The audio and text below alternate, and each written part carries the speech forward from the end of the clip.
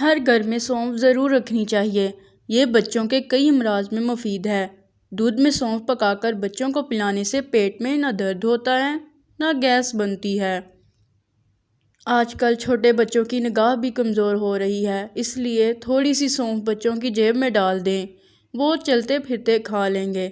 اس سے نگاہ کی کمزوری بھی دور ہو جائے گی اور معدے کو بھی طاقت ملے گی۔ صبح چائے کا چمچ بھر کر سونف کھانے سے بینائی تیز ہوتی ہے۔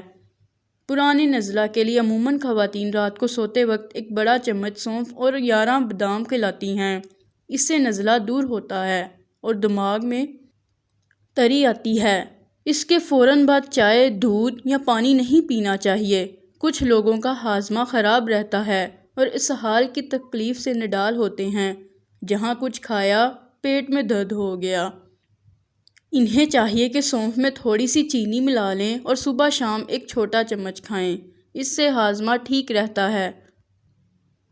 اگر بیل گھری مل جائے تو وہ بھی برابر وزن کر کے ملا لیں، جلدی سے فائدہ ہوگا۔ جرمنی میں چھوٹے بچوں کو اکثر دوائی نہیں دی جاتی بلکہ انہیں سونف کا پانی پلایا جاتا ہے۔ سونف بازار میں عام دستیاب ہے۔ سونف کا پانی ابال کر پلانے سے بچے کئی تکلیفوں سے نجات پا لیتے ہیں۔